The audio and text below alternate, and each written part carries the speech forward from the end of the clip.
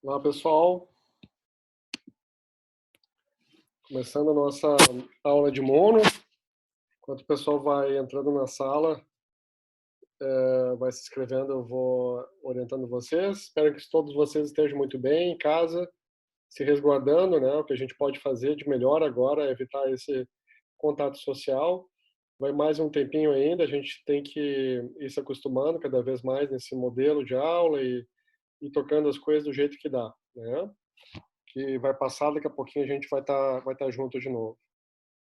Então, não sei se vocês viram, às vezes no Moodle a gente mudou um pouquinho a avaliação da disciplina, né, em função do formato das aulas, a gente não ter os pós-testes em cada aula, mas sim a gente está fazendo TDS, que aliás vocês estão indo muito bem, estão fazendo trabalhos ótimos, estão todos de parabéns aí com a execução desses trabalhos, tem alunos tirando dúvidas por e-mail, pelo chat, né, aproveitem no final da aula tirar as dúvidas de vocês pelo chat, ou então abram os vídeos de vocês e microfones, tá?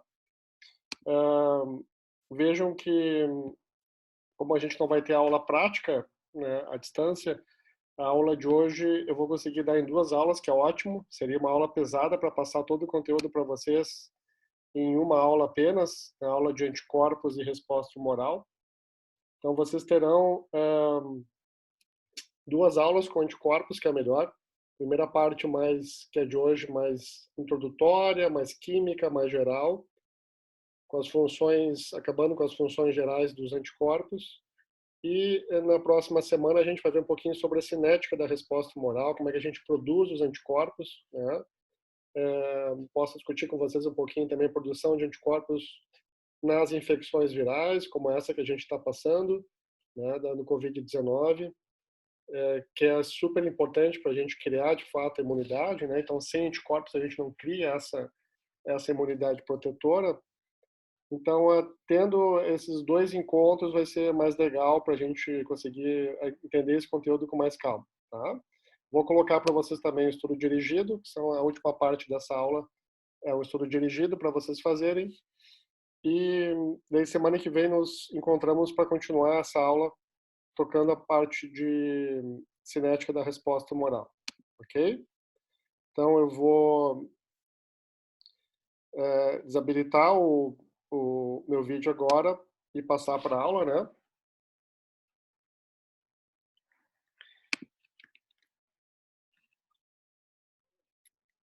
Então, gente, nessa primeira parte a gente vai ver um pouquinho sobre a estrutura geral dos anticorpos, que tipo de ligação química eles fazem com seus antígenos, o que é um antígeno, né?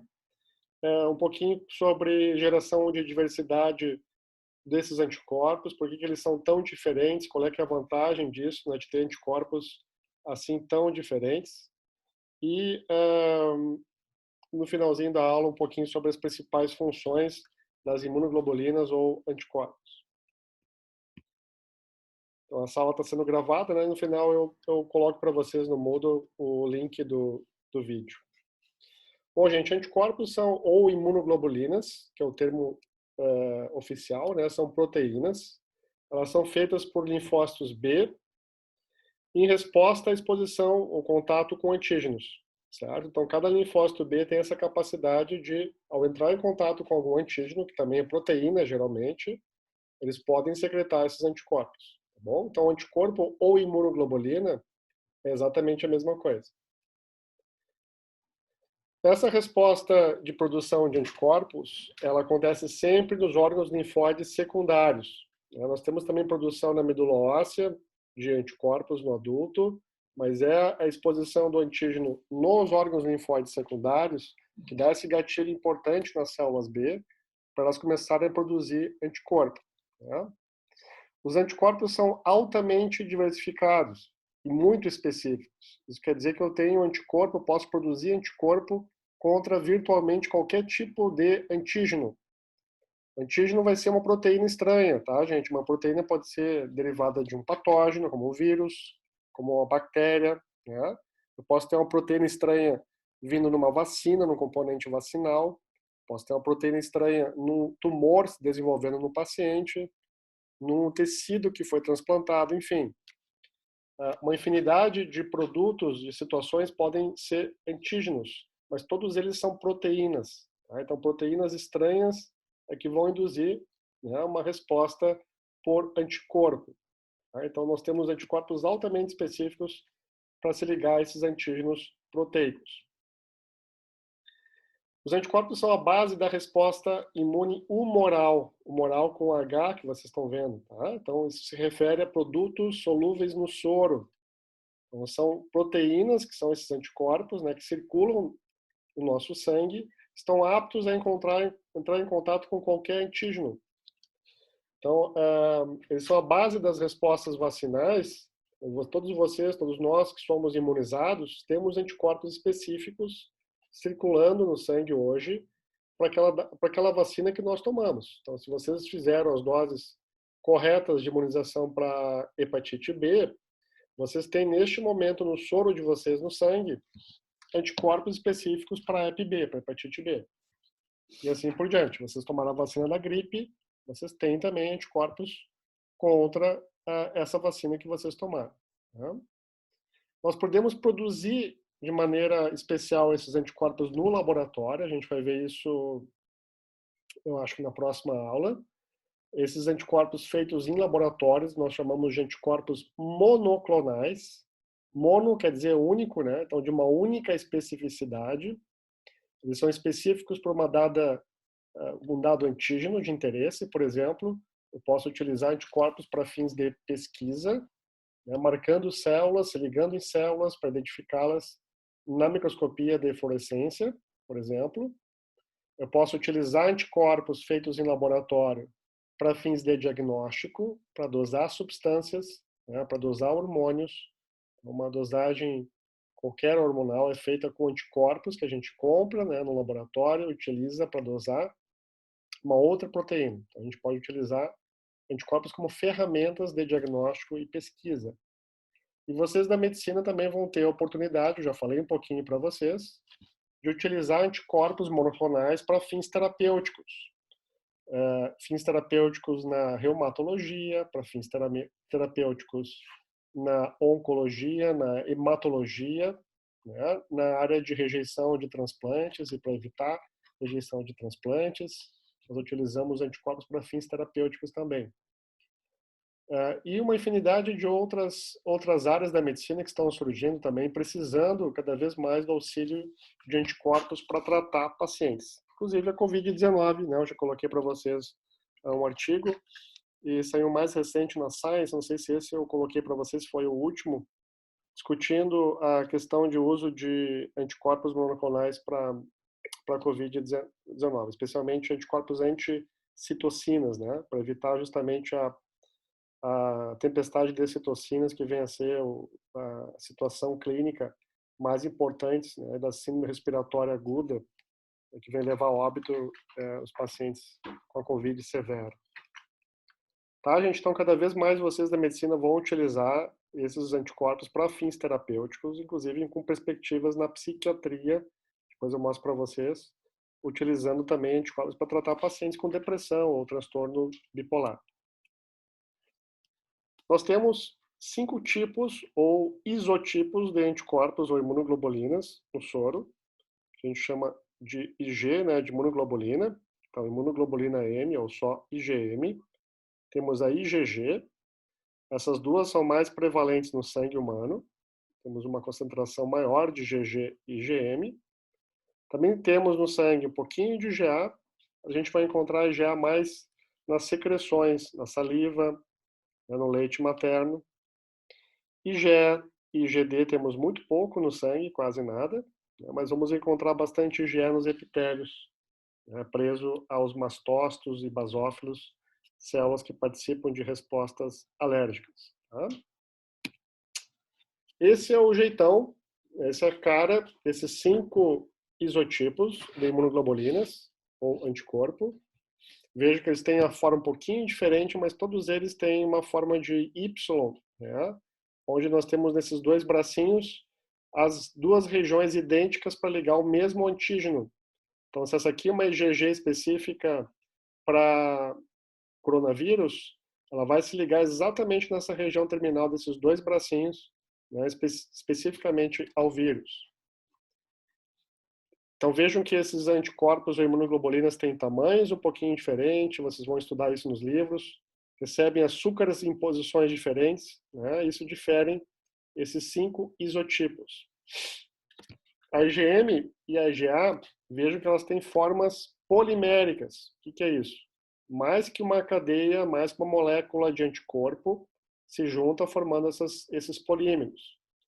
A IgA forma um dímero, duas moléculas de IgA, quando são secretadas, formando um dímero.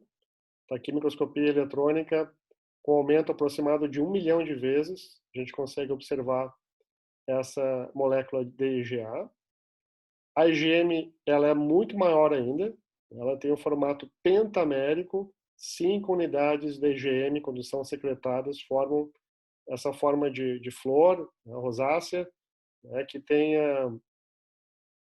um grande peso molecular e não consegue passar a placenta, por exemplo, não consegue passar alguns epitélios do nosso corpo, inclusive na região da placenta. Então, de uma forma geral, né, eu já estou explicando para vocês, quando uma célula B é ativada corretamente nos linfonodos, nos órgãos linfóides secundários, essa ativação a gente vai ver na próxima semana, é dependente das células T, tem que haver uma conversa muito específica nesses órgãos com linfócitos T, que também reconhece o mesmo antígeno, isso a gente vai ver semana que vem, não se preocupem. Após a célula B ficar ativada, ela pode então secretar as imunoglobulinas ou anticorpos, que vão se ligar especificamente aos patógenos, aos epitopos. Epitopos são regiões das proteínas, dos antígenos, nas quais os anticorpos conseguem se ligar. Tá? Então, epitopo, uma região espacial, um bracinho, uma curvinha, uma cabecinha da proteína. Vocês sabem que as proteínas têm formas espaciais, né? Então, justamente nessas formas que os anticorpos conseguem se ligar, nesses epitopos ou epítopos presentes na superfície de bactérias, daqui é uma bactéria, de um vírus, né, de qualquer tipo de antígeno que vocês estão imaginando. Lembre que sempre são proteínas, esses antígenos, que estão sendo reconhecidas por outras proteínas grandes, que a gente está estudando hoje, que são os anticorpos. Tá? O anticorpo ainda, existe um tipo de anticorpo que é a IgM, ela pode servir de receptor para a célula B, ela pode ficar presa à superfície do linfócito B, como nessa figura, vocês estão vendo o linfócito B, e aqui uma IgM, né? Ou ela pode ser secretada, mas lembre, quando a IgM é secretada, ela tem essa forma pentamérica. 5 unidades da molécula vão se unir, formando esse pentâmero com peso molecular bem grande. Aqui um pouquinho mais os detalhes, né, desse receptor da célula B, que é uma IgM, né, e mais moléculas auxiliares, que não vem ao caso, se ligando epitopos, né, em pequenos pedaços de proteínas virais, pedacinhos de proteínas de bactérias, de câncer, que vocês imaginarem. É claro que as escalas não estão aqui, né, na mesma proporção, né, mas imagine que um pedacinho muito pequenininho, né, de uma proteína se ligando nessa região aqui do anticorpo. Todos os anticorpos, os 5 isotipos, IgG, IgM, IgA, IgE, IgD, possuem características muito semelhantes. Tá? Então, a gente vai estudar agora um pouquinho a estrutura geral de um anticorpo para que vocês entendam, né, alguma noção de para que servem essas regiões que a gente vê de maneira muito conservada, né, nesses 5 isotipos de anticorpos. Primeiro, se vocês derem uma olhada geral nessa figura, o que vocês estão vendo? Está cheio de bolinhas, né? São domínios globulares, por isso que são globulinas, imunoglobulinas, porque estão cheios dessas regiões de aminoácidos que formam essas bolinhas. Isso é uma superfamília de imunoglobulinas, receptores, né, esses anticorpos, aonde todos eles têm essa característica globular, tem esses domínios globulares, né, ou bolinhas, presentes na estrutura da sua molécula. Um anticorpo qualquer, ele sempre vai apresentar essas 4 cadeias de polipeptídeos.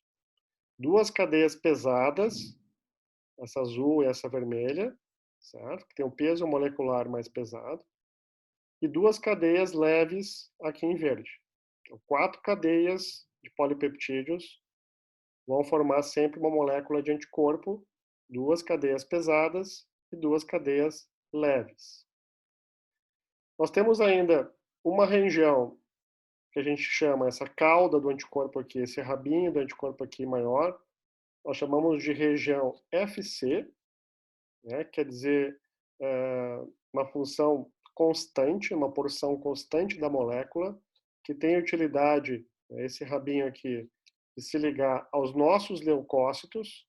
Então, todos os leucócitos apresentam receptores capazes de ligar anticorpos nessa região aqui, da porção FC, certo? E temos a região FAB, que são esses 2 bracinhos aqui de cima. Lembra que são 2 regiões idênticas, né, que vão formar essa região FAB, formando o sítio de reconhecimento com antígeno. Nós temos um sítio de reconhecimento de antígeno aqui, uma porção pesada com uma cadeia leve, né, pesada com cadeia leve. E nesse outro bracinho, a outra cadeia pesada com a outra cadeia leve, formando outro sítio idêntico a esse de reconhecimento antigênico. Ok? Então, FAB, esses 2 bracinhos servem para reconhecer antígenos, se ligam a outras proteínas que são os antígenos, e FC se liga aos nossos leucócitos. Nós temos ainda uma região interessante para o anticorpo, que é essa região central aqui, entre a porção FC e FAB, que apresentam pontes de disulfeto, que permite uma grande flexibilidade dos bracinhos do anticorpo, da região FAB. Ou seja, imagine que esses 2 bracinhos formam ângulos diferentes, eles se movimentam em direção ao antígeno, certo? Então, temos uma flexibilidade nos bracinhos, que conseguem se moldar melhor, conseguem se orientar melhor em direção ao antígeno. Isso vai ter uma função importante, né, quando a gente vai estudar mais na frente, logo em seguida, um pouquinho como é que esses anticorpos se ligam aos antígenos e agem especificamente. Tá? Então, recapitulando, 2 regiões importantes na molécula de anticorpo, a região FAB, composta por esses 2 bracinhos que se ligam ao antígeno, e uma região FC, que se liga aos nossos leucócitos e também gera algumas funções importantes essa ligação, que eu já mostro para vocês. Então, essa flexibilidade dessa região de dobradiça, né, dessas pontes de disulfeto que eu falei para vocês, permite anticorpos se ligarem a antígenos epitopos, né, que estão mais distantes da superfície, por exemplo, de uma bactéria. Imagina isso aqui é uma bactéria ou de um vírus. Eles conseguem abrir seus bracinhos para fazer essa ligação, ou conseguem fechar os seus bracinhos na região FAB para fazer uma ligação mais próxima, quando a gente tem epitopos mais frequentes, né? Esse mesmo antígeno está repetido várias vezes, a gente também consegue fazer ligação através do anticorpo. Então, eles são flexíveis graças a essa região aqui de dobradiça. Daí a gente pode ter interação, né, que não vem muito ao caso para vocês da medicina, né, com mais de um epitopo se ligando ao mesmo tempo, ou só um desses epitopos. Isso vai nos dar a valência, a capacidade de ligação química do anticorpo com o antígeno, né? Onde uma valência alta vai dizer que eu tenho uma capacidade de reação melhor. Maior força química, mais forte vai estar ligado o meu anticorpo com o meu antígeno. Como é que se dá essa ligação química dos anticorpos, que são proteínas grandes, né? Nós vimos que são 4 cadeias de polipeptídeos, cada um, se ligando também a outras proteínas que a gente chama de antígeno. Antígeno porque são proteínas estranhas ao meu corpo, né, ao meu sistema imune, que podem induzir, portanto, a produção de anticorpo.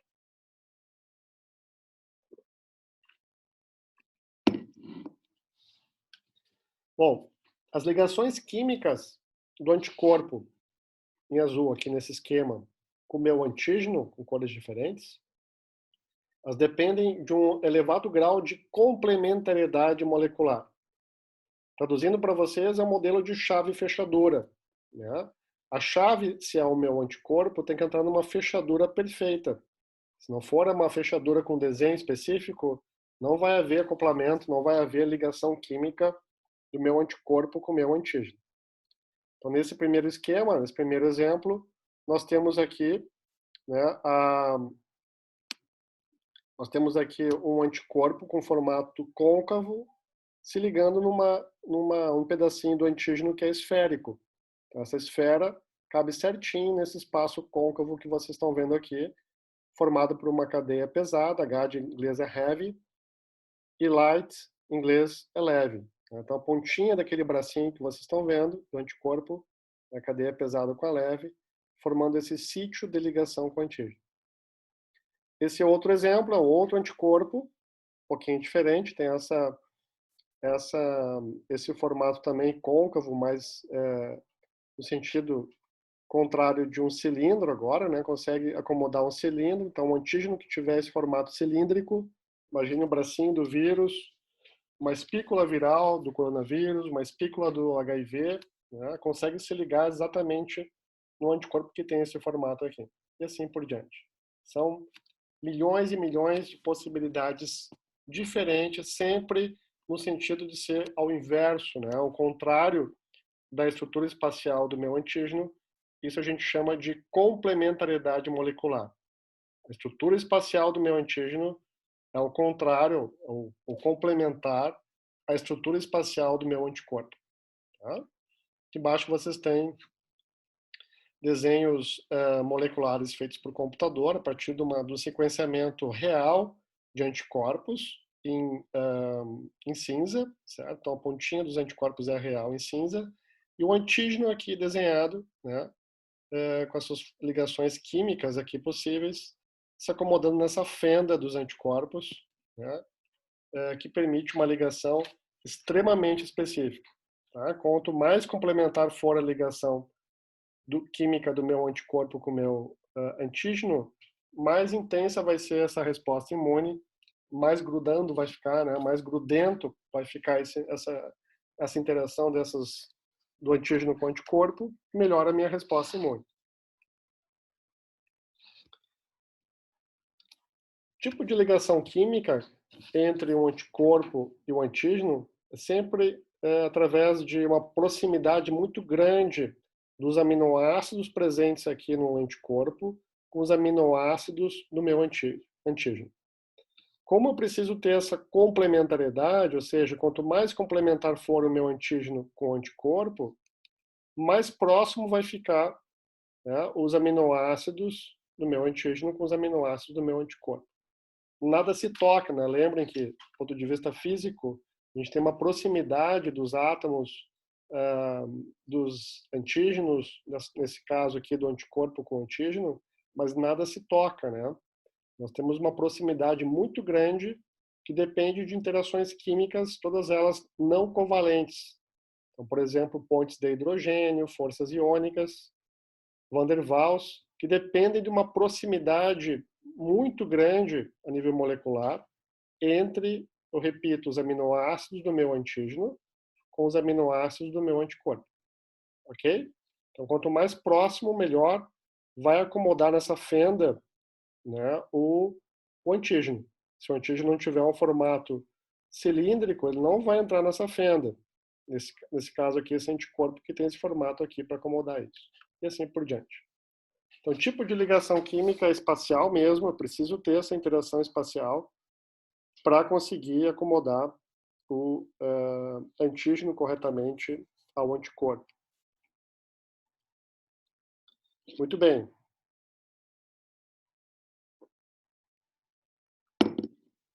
Agora a coisa fica um pouquinho mais complexa, depois vai aliviar um pouquinho, tá, gente? Vocês têm que ler e reler um pouquinho mais. Vocês têm aqui a pontinha do anticorpo. Eu vou abrir aqui o meu vídeo para mostrar para vocês, tentar mostrar para vocês aqui com as minhas mãos, pelo menos, um pouquinho do que eu espero que vocês consigam mentalizar. Tá? Então, vocês têm aqui a molécula de anticorpo se ligando a dois antígenos idênticos, né? E na pontinha desse anticorpo é que vocês estão vendo aqui. Esse aqui é um bracinho do anticorpo. Tem uma parte da molécula da cadeia pesada e a outra parte da cadeia leve. O que vocês estão vendo aqui em cima que tem contato com o antígeno são essas regiões determinantes, né, ou CDRs, desculpe. CDRs são compostos por 3 regiões em cada cadeia de anticorpo. Na cadeia pesada eu tenho 3 regiões espaciais, 3 aminoácidos importantes, e na cadeia leve eu tenho mais 3 aminoácidos, certo? Então, na cadeia pesada, 3 CDRs, e na cadeia leve, 3 CDRs, 3 posições de aminoácidos na pontinha do meu anticorpo. Lembrem que cada molécula de anticorpo eu tenho 4 cadeias de peptídeos, 2 cadeias pesadas e 2 cadeias leves. Tá? Então, essa figura mostra para vocês uma dessas porções da região FAB, né, do anticorpo, um desses bracinhos, formando na pontinha 6 CDRs, 3 CDRs da cadeia pesada com 3 CDRs da cadeia leve, certo? Então essas regiões, esses 6 pontos de aminoácidos, 3 da pesada e 3 da leve, que fazem um contato direto com o antígeno, né? Vão conseguir ligar o antígeno especificamente.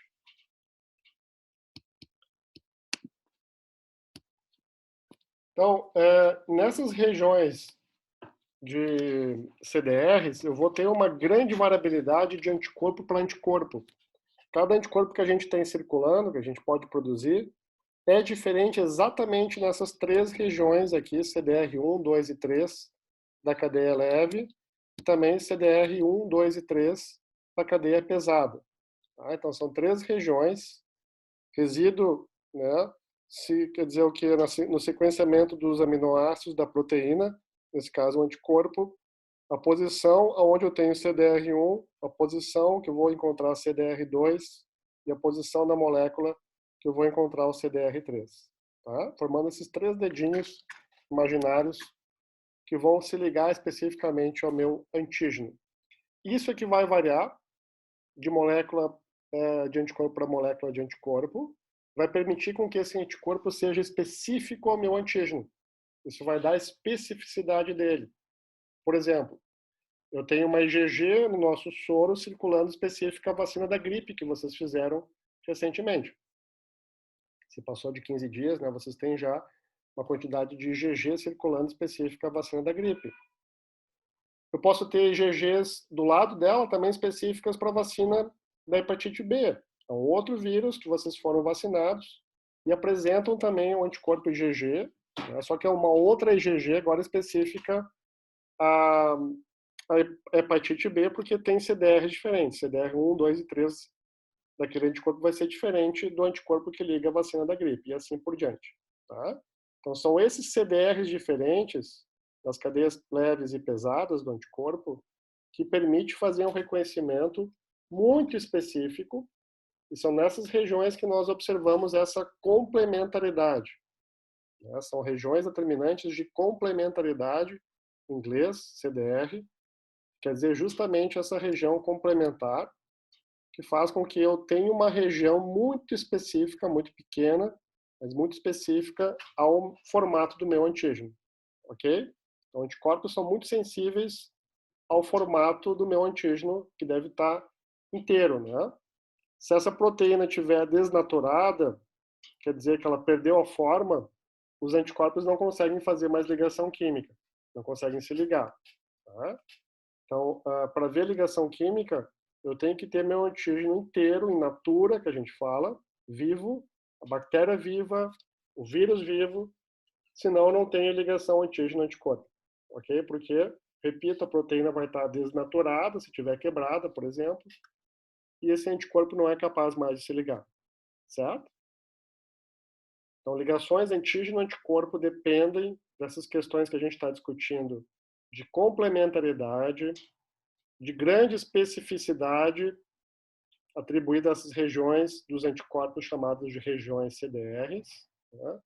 e depende dessa estrutura intacta do meu antígeno, que é num contexto maior, agora a bactéria viva, né, no vírus vivo, portanto as proteínas desses bichinhos não estão degradadas. Se houver alguma degradação, o meu anticorpo não consegue mais se ligar. Bom,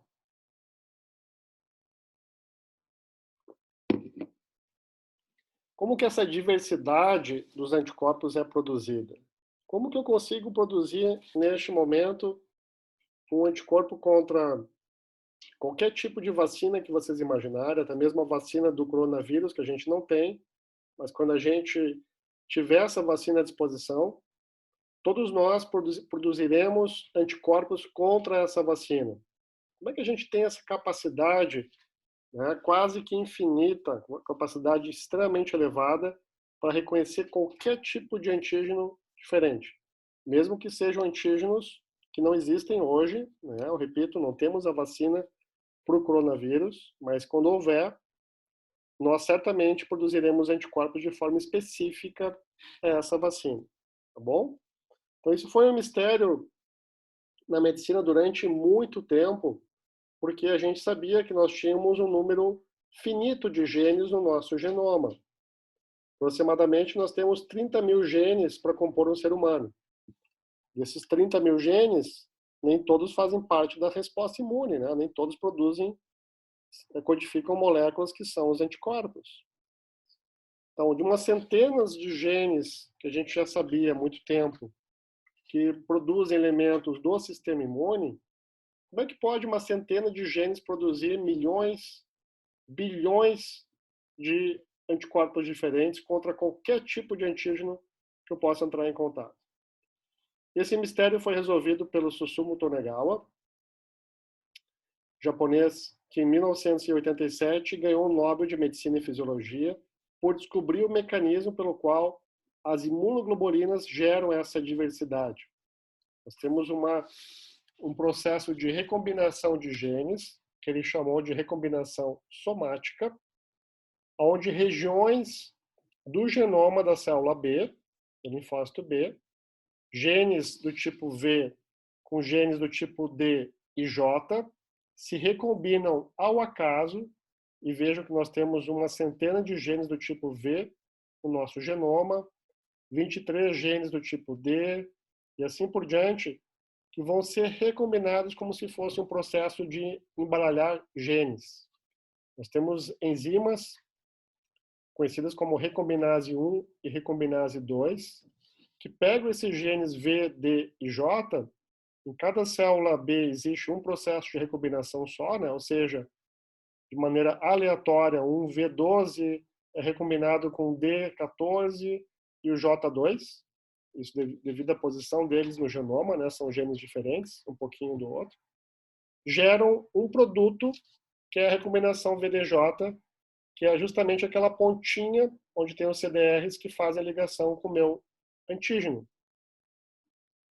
Tem alguns erros de recombinação, tem algumas mutações que acontecem nesse processo, mas basicamente é um processo de recombinação de 3 tipos de genes, chamados V, D e J, que se recombinando como se fosse um baralho de cartas sendo embaralhado, conseguem gerar um repertório, né, uma quantidade de anticorpos diferentes extremamente elevado. O potencial é de 10 na 11, né, de 100 bilhões de anticorpos diferentes, mas o repertório real, na verdade, é 10 na 7, 10 na 8 anticorpos diferentes formados. Então, vocês vão ter que estudar, né? Acho que vocês têm até uma animação já postada no Moodle, se não tiver eu coloco para vocês, explicando um pouquinho o vídeo, esse processo de recombinação de genes. Isso também não é tão importante para vocês na medicina, mas dê uma olhadinha nesse vídeo que vai ser mais didático do que a minha tela do PowerPoint.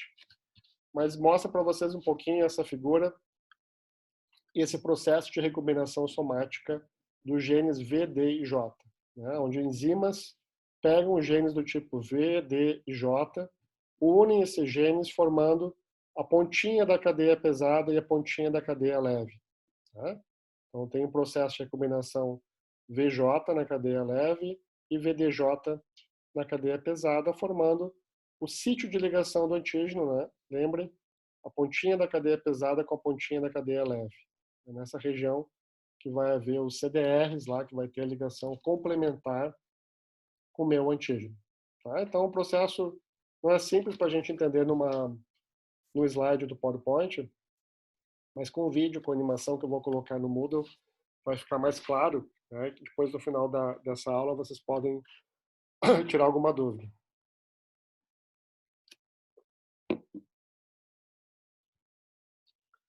Tá bom? Então, essas recomendações VDJ é que vão produzir essa pontinha do anticorpo diferente, permitindo que o anticorpo faça uma ligação específica com o antígeno em questão. Cada célula B que sai da medula óssea, ela sai já com os seus genes VDJ recombinados, ou seja, ela pode ser específica a um dado antígeno. Então, neste momento, nós temos células B circulando capazes de reconhecer malária, zika, chikungunya, coronavírus, HIV, o que vocês imaginarem. Essas células B não estão secretando as moléculas de imunoglobulinas, os anticorpos. Elas apenas têm o potencial para produzir um anticorpo caso a gente entre em contato com zika, com malária, com HIV, né, com coronavírus. Essas células B em questão específicas vão ser ativadas e vão secretar esses anticorpos, tá bom? Então, o potencial para reconhecer qualquer tipo de antígeno, nós produzimos de maneira aleatória, né, essas células B na medula, onde cada célula B sai com um tipo específico de recombinação. As células B que na medula produzirem um anticorpo que é muito específico a antígenos próprios, a proteínas próprias do nosso corpo, vão morrer, vão ser deletadas na medula óssea, certo? Existe um processo de seleção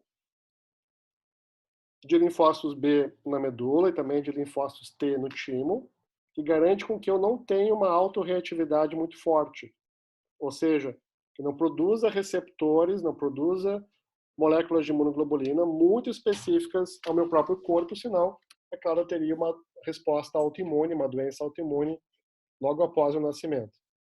Então, para impedir isso, eu repito, a gente não, né? O sistema imune deleta na medula óssea e no timo os clones, os linfócitos B que produzem esses anticorpos, como no caso da aula de hoje, ou no caso TCR da célula T, né? Muito específicos ao próprio corpo, tá bom? Então, esse processo todo é testado, né? VDJ e VJ, produzindo moléculas de anticorpos diferentes, faz com que eu tenha um repertório muito grande, inclusive também anticorpos contra o próprio corpo ou autoanticorpos, tá? Então, para impedir com que esses autoanticorpos sejam produzidos em massa, eu tenho processos que controlam isso, né, um pouco na medula óssea e no timo, impedindo com que eu tenha uma grande produção de anticorpos autorreativos. Muito bem. Quando a célula B é ativada, a gente vai ver em detalhes isso de novo semana que vem, ela precisa ser ativada pelo linfócito T, que a gente vai ver isso claramente semana que vem. Após o contato com o antígeno, ela tem que receber citocinas das células T, por exemplo, auxiliares, que coordenam as células B a se transformarem em plasmócitos. Plasmócitos são células B em divisão mitótica, né, que tem um citoplasma maior, um complexo de Golgi bem ativo, porque tem uma síntese proteica muito grande. Os plasmócitos produzem cerca de 10 mil anticorpos por hora, tem uma taxa de síntese proteica, né, e secreção dessas moléculas muito grande. Né? Mas para chegar nessa fase de plasmócito e secretar os anticorpos, eu tenho que ter uma fase de expansão, né, de aumento da divisão mitótica dessas células nos linfonodos, que também contribuem para as ínguas. Então, as ínguas, que na anamnese vocês percebem, né, esses inchaços nas tonsilas, nos linfonodos cervicais ou peringuais, são decorrentes dessa expansão de clones que a gente já viu nas células T, mas que também acontece nos linfócitos B, né, que se dividem nesses órgãos durante alguns dias no início da resposta imune, né, E nessa divisão, se diferencia em células secretoras de anticorpos, que são os plasmócitos. Então, no momento que a célula B se diferencia em plasmócito, né, ela vai morrer secretando anticorpo, ela não volta a ser uma célula B, de novo, não ativada, né, ela tem uma fase efetora bem definida, que vai produzir uma grande quantidade de anticorpo, né, aproximadamente 10.000 anticorpos por célula por hora. Então, imagine a quantidade bem grande de anticorpos que a gente tem ao longo de alguns dias, né, de produção de anticorpos. Algumas células B se transformam, nesse processo de expansão clonal, em células B de memória, que são as células que vão ficar conosco durante a vida toda, né? São as células que vão nos proteger as vacinas, junto com as células T de memória. Elas reconhecem especificamente aquilo que a gente encontrou no passado, uma vacina, por exemplo, uma infecção que nós tivemos no passado, né? E ao encontrar de novo com esse antígeno no futuro, elas fazem uma resposta muito mais rápida. Elas produzem uma IgG de alta afinidade, a gente vai ver isso semana que vem, né? Como é que essa afinidade muda. E essa IgG de alta afinidade é que nos protege a vacina pela qual a gente foi imunizado. Tá bom? Então, nas vacinas que vocês fizeram recentemente para hepatite B e para influenza, nós todos temos anticorpos IgGs de alta afinidade nos protegendo. Essas células de memória, para algumas vacinas, elas vão decaindo, elas vão morrendo ao longo dos anos. É por isso que a gente precisa fazer um boost, né? Uma dose de reforço da vacina a cada 5 ou 10 anos, dependendo do tipo de vacina que a gente está falando, né? Para dar uma cutucada de novo nessas células B e fazer elas se tornarem de novo, né, se dividir, se expandir e produzir, aumentar a produção de anticorpos. A gente vai ver em detalhes na próxima semana, não se preocupem. Semana que vem a gente vai retomar essa questão, né, desse aumento de afinidade do anticorpo e o papel das células B de memória nas respostas vacinais. Bom, as principais funções dos anticorpos estão resumidas nesse slide, né? A gente vai ver agora nos próximos slides um pouquinho mais, esmiuçar essas funções. Os anticorpos têm várias funções importantes, né? São componentes da imunidade humoral, né? Com H, não esqueçam, bem importante, porque tem uma resposta rápida, extremamente rápida. A gente entrou em contato no bloco cirúrgico, com bisturi, né, contaminado com sangue contaminado de algum paciente. Se o paciente, vocês forem imunes, tiverem alguma imunidade, por exemplo, uma vacina para hepatite B, esse anticorpo que vocês fizeram a vacina vai prontamente se ligar ao vírus, vai protegê-los, não vai deixar com que vocês tenham hepatite B. Então, a resposta que esses anticorpos fazem é extremamente rápida, desde que, claro, eu tenho uma boa concentração deles circulando no meu sangue. Bom? Então, a primeira função que a gente vai ver agora dos anticorpos é a função de neutralizar toxinas e vírus. Essa é uma função bem importante, né, que os anticorpos fazem ao entrar em contato com o vírus. Está aqui um vírusinho, vamos imaginar que seja o coronavírus, né, que a gente tanto quer chegar a uma vacina aqui profilática ao coronavírus, ou o anticorpo neutralizando uma toxina viral, uma toxina de uma bactéria, certo? Então, só para lembrá-los, né, como é que funciona, desculpe, a interação dos vírus no nosso corpo. Cada vírus precisa entrar numa célula a partir de um receptor. Quando ele faz essa ligação química, ele invade aquela célula e se multiplica no tecido no qual ele fez a infecção, né, mantém essa célula infectada. Se eu tiver um anticorpo previamente induzido, ou seja, uma vacina que eu tomei, por exemplo, uma infecção prévia, eu tenho anticorpos que vão se ligar ao vírus, impedindo a ligação do vírus com a célula, ou seja, impeço a doença. Esse complexo antígeno-anticorpos vai ser eliminado, né, no baço, nos rins, enfim, ele vai ser fagocitado, né, por células fagocíticas. A gente elimina esse vírus e fagocitando vírus e anticorpos tudo junto, tá? Então, neutralizar vírus e também toxinas que agem semelhantemente, né?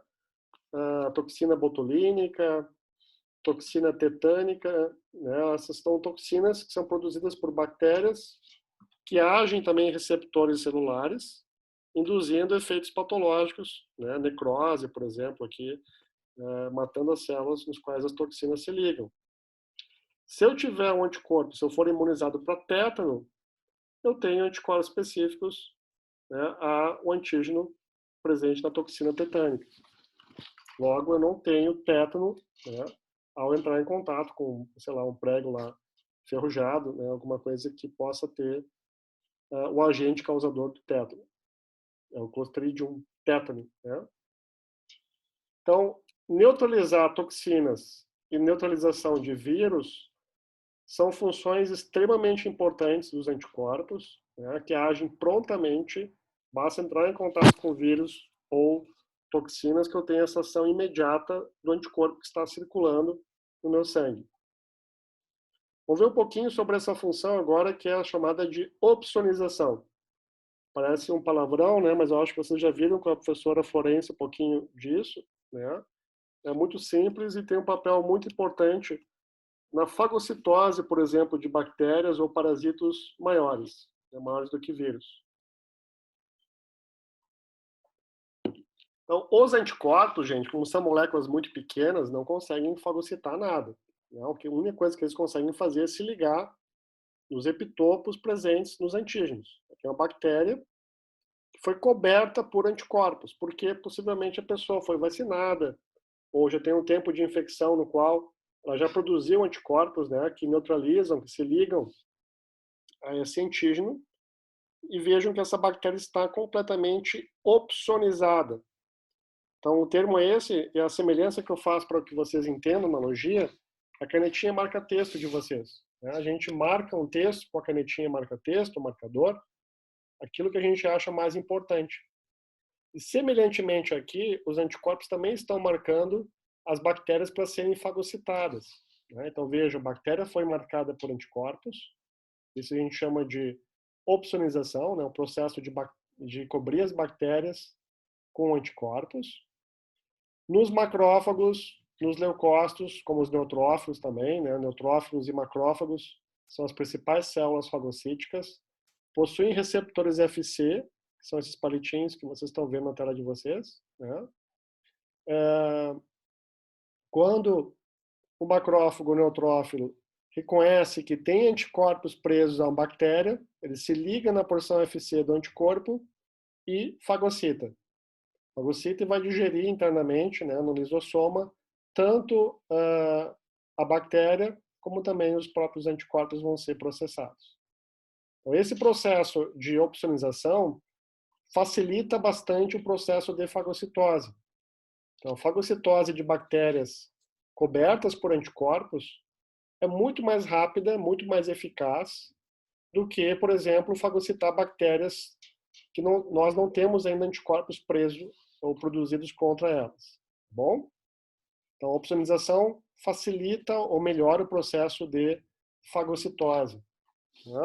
Os anticorpos têm esse papel importante de nos auxiliar também na fagocitose. Embora eles não façam a fagocitose diretamente, indiretamente, eles conseguem promover essa ligação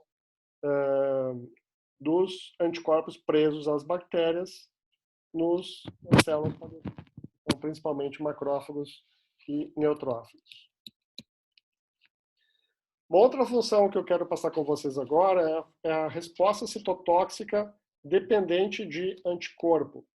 As células NK podem fazer isso, eosinófilos também podem fazer. Né? O que vem a ser essa resposta citotóxica ou citotoxicidade celular dependente de anticorpo? Isso quer dizer em inglês ADCC. Eu confundo lá com a banda de rock lá que eu curto em inglês, é AC/DC, né? Alguns de vocês podem curtir também. Não é AC/DC, tá, gente? É ADCC, quer dizer resposta citotóxica celular dependente de anticorpo. O que é isso? Eu tenho agora, imaginem que essa célula aqui é um tumor, é um câncer. O paciente produziu anticorpos contra o seu próprio câncer, um CA de mama, um CA de pulmão, imaginem o que vocês quiserem. Após se ligar com antígenos presentes no câncer, um linfócito natural killer consegue reconhecer esses anticorpos porque tem receptores FC, FCR do tipo 3, por exemplo, gama R3, né? Que permite se ligar aqui no anticorpo, e ao fazer essa ligação, aproxima essas duas células, a célula natural killer injeta o material citotóxico, injeta perforinas e granzimas, que vem a matar esse tumor.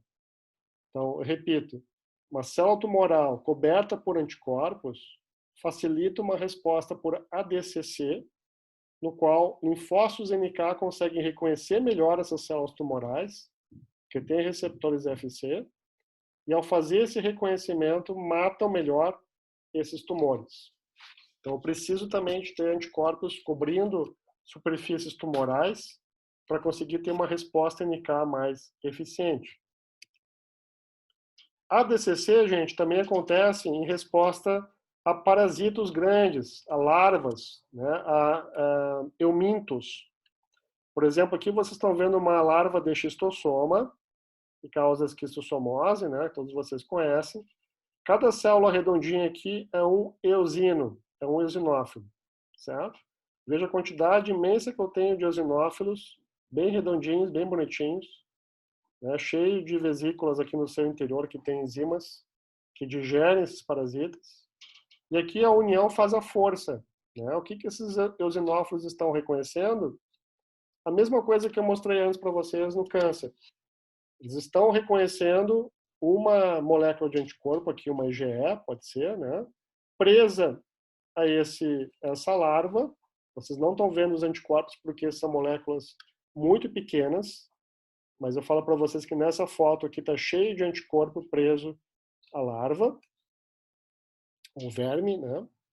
E aqui, quando o eosinófilo faz esse reconhecimento, porque tem o receptor também FC, ele dispara uma série de proteases, de enzimas, que vão matando a larva, vão matando o verme no seu meio extracelular.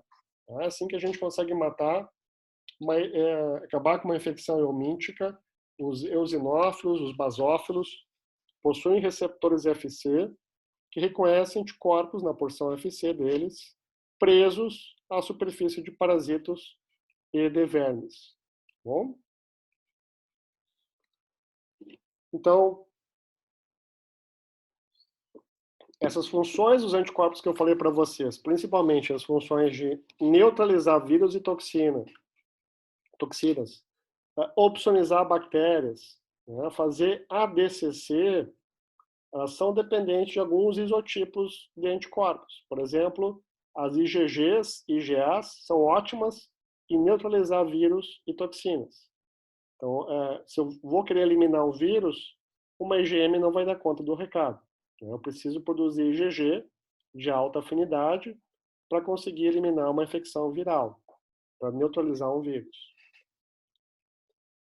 Se eu quiser opsonizar, IgM também não consegue opsonizar muito bactérias. Eu preciso ter esse subtipo aqui da molécula de IgG, chamado IgG1 principalmente, preso à bactéria. Então tem que ter uma resposta imune moral mais estabelecida, né? Se eu quiser sensibilizar mastócitos agora e participar, induzir processos, doenças que vocês conhecem, como doenças de hipersensibilidade, né? A rinite alérgica, a asma são dois exemplos de alergias que envolvem reações de hipersensibilidade. Os mastócitos estão muito ativados nessas doenças, graças à presença de IgEs, que a gente vai ver na superfície deles, né, que conseguem reconhecer alergenos de maneira bastante específica e dar alergia a uma pessoa, né, alergia ao pólen, alergia ao ácaro, alergia a qualquer produto, né, alimentar, proteína alimentar que possa gerar também alergia alimentar. Então, a maneira que eu produzo esses anticorpos é um pouquinho diferenciada. O primeiro tipo sempre vai ser IgM. Qualquer célula B vai secretar em primeiro contato com o antígeno mais IgM. E, posteriormente, se a infecção se manter ou se persistir no nosso corpo, ela passa a trocar esse tipo de anticorpo para IgG também. Ela começa agora, deixa de produzir IgM e passa a produzir uma IgG específica, a mesma coisa.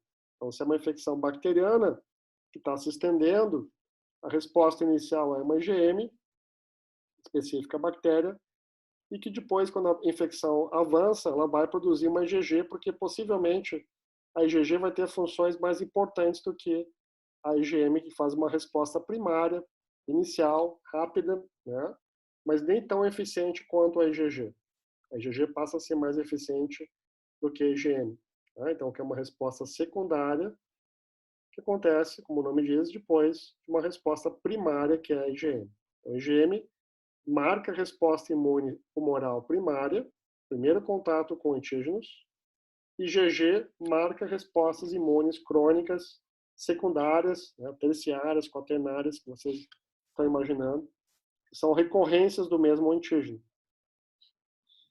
Como eu disse no começo da aula, eu tenho mais IgG e IgM no sangue, né, na circulação eu tenho mais IgG e IgM em grande quantidade. Nas secreções, nas mucosas, por todas as mucosas, pulmonar, intestinal, vaginal, nas glândulas mamárias, eu tenho a secreção, né, no leite e nas demais secreções, uma grande quantidade de IgA. IgA vem a ser um anticorpo quase que específico das mucosas, né? A gente tem muito IgA nas mucosas, pouca IgG, pouquíssima IgM, né? Vai ter bastante IgA nos protegendo nessas regiões anatômicas. E IgE a gente vai ter presente nos epitélios. No epitélio nasal, por exemplo, a gente tem bastante IgE. É específico aquilo que a gente tem alergia. Caso alguns de vocês tiverem alergia, né, essa IgE vai ser específica a esse componente. Tá? Então, o que a gente vai ver na semana que vem é a parte 2, que vai ser a cinética da resposta humoral. Na aula de hoje, vocês viram um pouquinho sobre elementos básicos, né, da resposta imune humoral. Basicamente, o que vocês viram foi um pouquinho sobre como é que os anticorpos são produzidos, os tipos de ligação química dos anticorpos, algumas funções dos anticorpos ou imunoglobulinas. E semana que vem vai ser a aula mais importante, porque mostra para vocês um pouquinho da cinética, né, do tempo que eu produzo uma IgM, produzo uma IgG. Isso pode valer contra uma infecção, ou pode ser contra uma resposta vacinal. E veremos também o papel importante das células T, né, no apoio da resposta humoral, apoiando os linfócitos B, né, seja via citocinas, etc. A gente vai ver isso em detalhes na próxima semana. A gente vai continuar essa saga de anticorpos e também ver um pouquinho sobre o uso de anticorpos monoclonais para fins de pesquisa, diagnóstico e para fins terapêuticos. Tá? Então, semana que vem eu continuo essa parte. Vou colocar para você já um estudo dirigido, né, sobre a aula de hoje e a aula da semana que vem, que a gente vai adentrar nessa cinética da resposta humoral, né, esse gráfico mais importante que eu tenho para mostrar para vocês semana que vem. Vou dar um pequeno spoiler aqui na aula de hoje, mas isso que a gente vai ver com grandes detalhes, com detalhes importantes para vocês aqui na próxima semana, tá? Então, quem tiver pergunta, gente, é só perguntar, só ativar o seu vídeo agora, seu áudio, tá? Eu acho que é mais produtivo vocês falarem aqui do que o chat. Eu tenho gente no chat aqui no bate-papo, eu vou abrir aqui. A Carol, se quiser falar, tá? A Carolina pode falar também. Pode abrir o vídeo, o teu vídeo ou o áudio, se quiser. Mas eu vou ler aqui a pergunta. Vocês estão vendo aqui a pergunta na tela, eu acho, né? A Carolina pergunta assim, na ligação anticorpo-antígeno, a ligação será chamada também de sinapse imunológica, que nem na semana passada. Não, a sinapse sempre é entre duas células, tá? Então, o antígeno-anticorpo, a gente não chama de sinapse, na verdade, a distância que eu tenho entre o antígeno e o anticorpo é muito mais próximo do que na sinapse imunológica. Quase se tocando, eles quase se tocam, né? O antígeno com o anticorpo, mas não se toca porque nada se toca. Tá? Então, não posso chamar de sinapse só quando eu tenho duas células, uma célula apresentadora de antígeno com linfócito T, sim, eu tenho uma sinapse imunológica, né? Mas aqui não, porque é muito menor, né? E eu tenho uma ligação proteína com proteína, não é célula a célula. Repetir aqui, a Hannah pede para repetir a estrutura geral dos anticorpos. Claro, eu vou depois postar o vídeo, tá, Hannah? Dessa aula para vocês em seguida, está sendo gravada a aula. Eu vou postar, mas eu volto para vocês aqui um pouquinho sobre a estrutura básica do anticorpo. Então, sim, depois a Luísa também perguntou, posso colocar os slides, tá? Eu vou colocar, além da aula do vídeo, eu vou colocar os slides em formato PDF para vocês também terem. Eu acho que também facilita aqueles que querem ter a aula em formato PDF, tá? Isso eu não ia colocar para vocês, né? Como foi nosso combinado, porque o pessoal da medicina, o decano de vocês nos pediu muito tempo para não colocar esse material, mas como vocês estão tendo aula à distância, eu acho que agora, né, foi mais do que liberado, né, material didático. Então vou colocar, tá, Luísa, depois os slides em formato PDF para vocês, além do link da aula de hoje.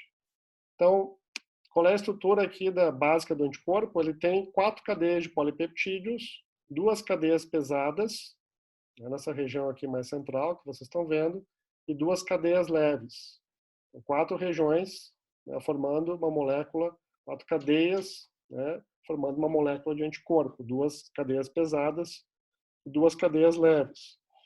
Também falei para vocês que nós temos a região FAB, que é a região que tem esses 2 bracinhos que liga o anticorpo ao antígeno. E tem também a porção FC, que liga o anticorpo aos nossos leucócitos, né, que faz aquela função das células NK, de ADCC, né, que eu comentei com vocês no final da aula, nessa região aqui FC, que é essa cauda aqui, essa porção terminal aqui do anticorpo. Tá bom? Era isso? Quem perguntou sobre a estrutura? Pergunta da Carolina também. Carolina Isa, né? Para todos aqui. Então, é sobre a IgG. Se as células de memória que produzem IgG, né? São elas que produzem IgG, sim. Se essa resposta é uma resposta mais rápida e mais forte ou só mais rápida. Ela é mais rápida e mais forte no sentido que ela é mais específica, tá, Carol?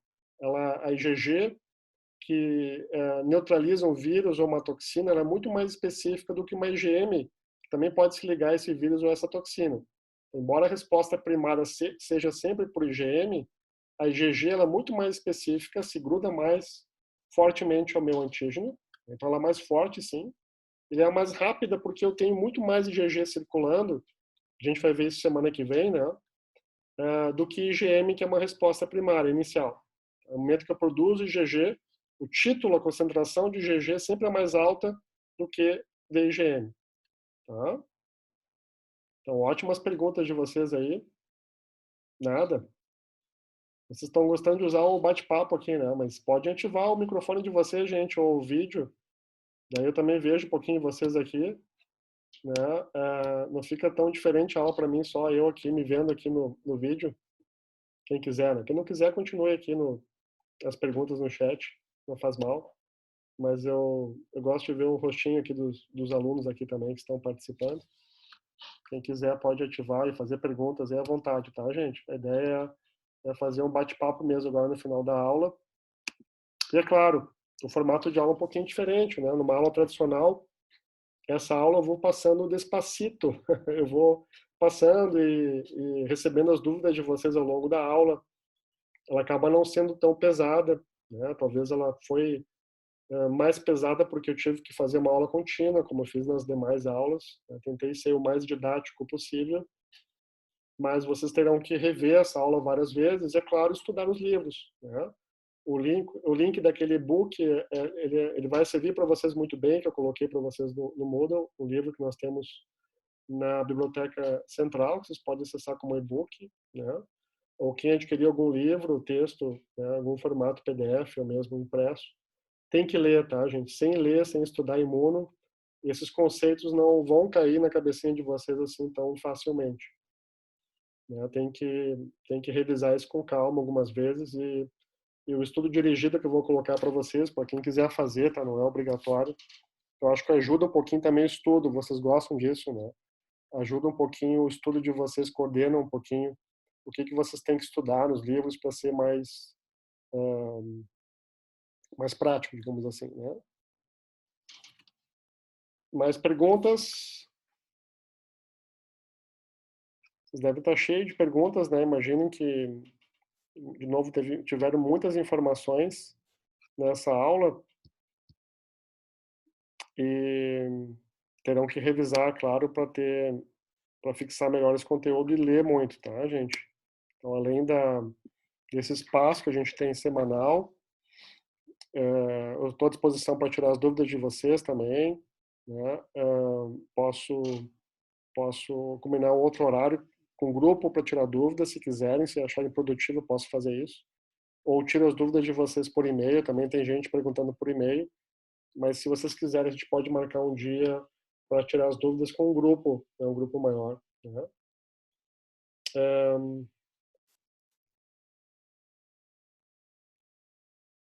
Tá, Carolina Isa e a Hanna, tem duas questões aqui, né?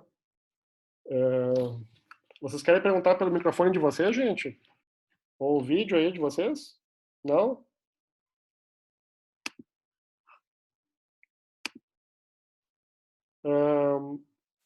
Eu vou voltar a essa questão dos CDRs, tá? Acho que a Hanna perguntou sobre que tinha ligação. Sim, o CDR se liga com o antígeno. Tá de pijama, tá bom. Ótimo. Bem à vontade. Eu vou voltar a essa questão dos VDJs e CDRs, tá? Vou voltar para vocês aqui rapidinho. Mas, de novo, é a parte mais chatinha da aula. Vocês vão ter que dar uma estudadinha. Deixa eu voltar aqui.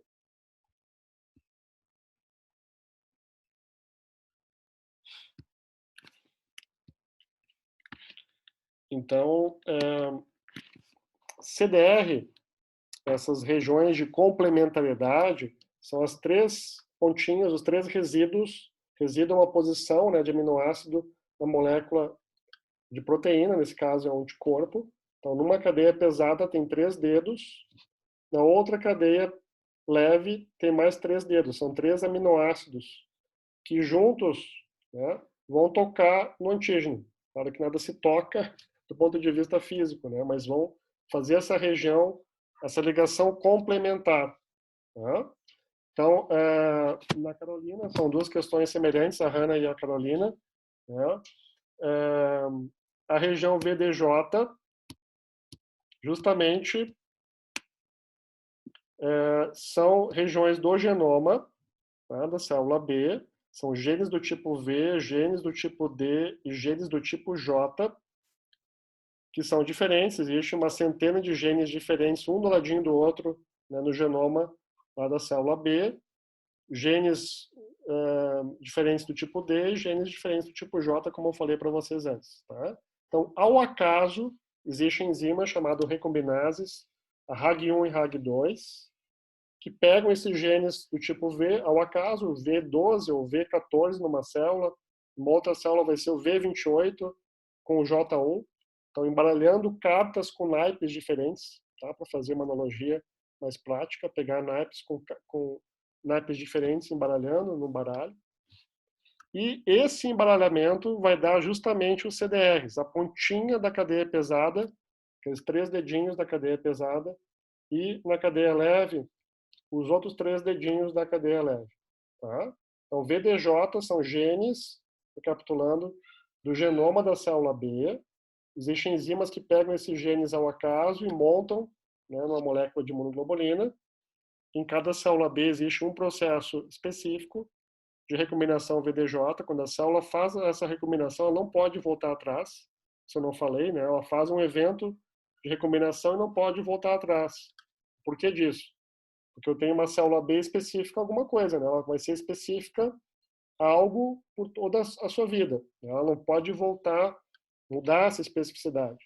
Então, se eu tenho uma célula B comigo hoje específica, Zika, a corona, a HIV, o que vocês imaginarem, essa célula não pode voltar a ser uma outra coisa, né? Ela tem que manter a sua especificidade para o resto da vida.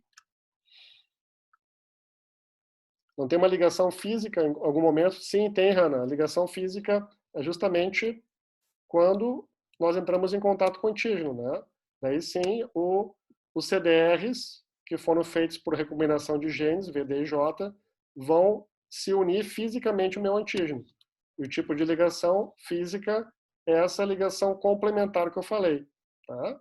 Então, essa ligação física aqui do anticorpo com o meu antígeno, ela precisa ter essa complementariedade da estrutura espacial do meu antígeno com o meu anticorpo, e isso se dá nas regiões de CDR. Não sei se eu fui mais claro, gente, ou se eu confundi mais vocês. Não sei se eu resolvi um pouco aí as questões da Carolina e da Hannah. Estão satisfeitas ou estão mais incomodadas ainda com a minha resposta, gente, ou essa explicação? Ok, Carol. Domínio globular, né, que a Carolina tá pedindo. Vamos ver aqui.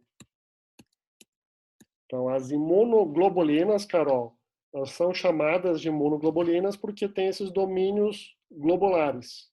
Elas são sequências de aminoácidos que fazem a molécula do anticorpo ter esses domínios que são essas bolinhas, só isso. Tá? Uma sequência de aminoácido que faz o jeitão da molécula de anticorpo ter esses domínios globulares, né? Essas globulinas que vocês estão vendo. Não são só os anticorpos que têm esses domínios globulares. Nós temos anticorpos, desculpe, receptores do tipo TCR também, que fazem parte dessa superfamília.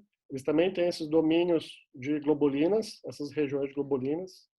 Alguns receptores de citocinas fazem parte dessa família, que também tem o mesmo jeitão.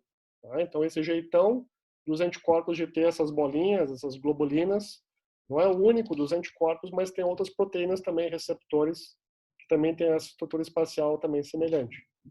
Tá? Ok, Carol? Acho que agora está entendido, né? O que são esses domínios. Isso aqui é mais o jeitão específico dos anticorpos, né, gente? O mais importante é saber essas cadeias, essa porção FAB, o que ela se liga, a porção FC, o que se liga. Essa questão de complementaridade, eu acho que é importante, né? Porque nos remete ao fato que o anticorpo só pode se ligar ao antígeno se o antígeno for complementar, né? Então, se essa minha mão direita aqui, vocês estão vendo no vídeo, é o anticorpo, vai se ligar no antígeno, que é meu punho cerrado aqui esquerdo, tem que ter um acoplamento específico, né? No modelo como se fosse chave fechadura, ou nessa questão de ser complementar a estrutura do meu anticorpo com o meu antígeno. Tá? Tem que ter um encaixe perfeito, como se fosse uma chave encaixando perfeitamente na fechadura. Tá? Isso sim é importante, que eu falei na aula de hoje, né? Mas eu acho que é um conceito fácil de assimilar, especialmente que é um conceito molecular, né? Mas assim é bastante visual. Vocês conseguem visualizar isso. O Vitor perguntou se esses genes VDJ vão estar na porção FAB. Sim, Vitor. Na porção FAB, a gente vai ter esses dois bracinhos, né? Então, justamente nessa pontinha da cadeia pesada, da pontinha da cadeia leve, isso aqui tudo faz parte da porção FAB do FAB, né? Temos dois bracinhos em cada anticorpo. Nessa pontinha aqui, VH e VL, e aqui VH e VL, é que a gente vai ter os sítios de ligação com o antígeno, né, do anticorpo, e aqui é onde os genes VDJ são recombinados. Nessas duas pontinhas aqui, essas duas pontinhas aqui eu tenho, lembrem os CDRs. Tá? Ok, Vitor? Ah, sim. Do contato físico, né? Quando eu falei sobre questão de, justamente aqui, de reconhecimento complementar, né? Então, e quando eu falei sobre as ligações químicas, só uma questão, um detalhe físico, né? A gente acha que a gente tem uma sensação de tato, né? A gente toca, a gente sente as coisas, mas na verdade nada está se tocando fisicamente, né? Existe uma distância entre os átomos aqui das minhas duas mãos, né? Nunca se toca. Se tocasse, haveria um processo de fusão nuclear de núcleos. A gente não quer ter uma bomba de hidrogênio estourando nas nossas mãos, né? Então é só uma questão física. que eu levantei, que embora tenha uma ligação química, nada se toca diretamente, né? Só do ponto de vista físico existe uma grande proximidade, nesse caso, de resíduos de antígenos, né? Na verdade, de aminoácidos do meu antígeno com aminoácidos do meu anticorpo. Ok, Vitor? É só essa questão aí que eu brinquei, levantei, levei a questão mesmo, que nada se toca diretamente, né? A gente tem uma grande proximidade que pode nos dar uma sensação de toque, né? De ligação mesmo das coisas, mas é só isso. É só uma bobagem que eu falei.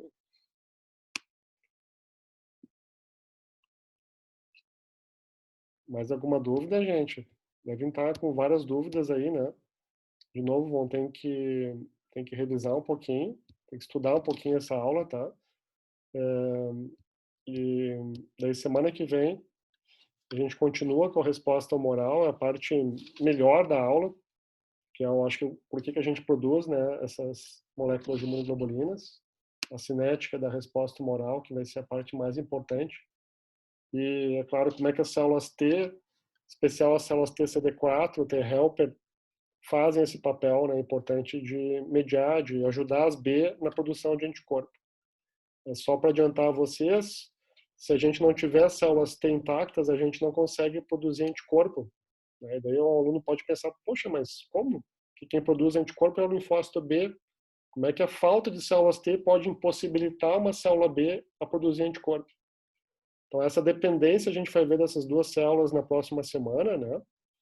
Por exemplo, em pacientes com AIDS, onde eu perco as células T ao longo da infecção por HIV, as células B ficam intactas, no entanto, elas param de produzir anticorpo.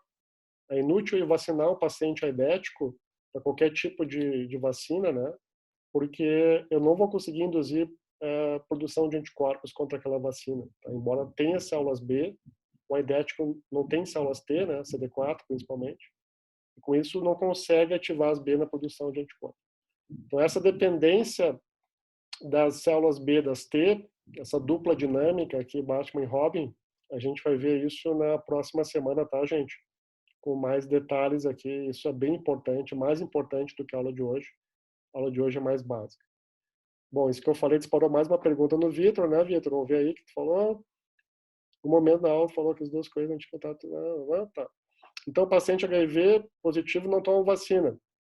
Se tomar, não vai ter nenhum efeito, né? Se for uma vacina com vírus vivo e atenuado, existe um risco para o paciente imunossuprimido, né? Esse vírus pode readquirir virulência em pessoas imunossuprimidas e daí sim tem um risco para a saúde do indivíduo. Então, não é recomendado que eu dê uma vacina para um paciente imunossuprimido, qualquer tipo de vacina, especialmente as vacinas com vírus vivos, tá? Esse risco tem que ser evitado. Primeiro, porque não produz anticorpo. Segundo, porque a vacina pode causar, né, a própria doença. Daí sim eu tenho um risco maior de utilizar uma vacina com um patógeno vivo que foi atenuado. Certo?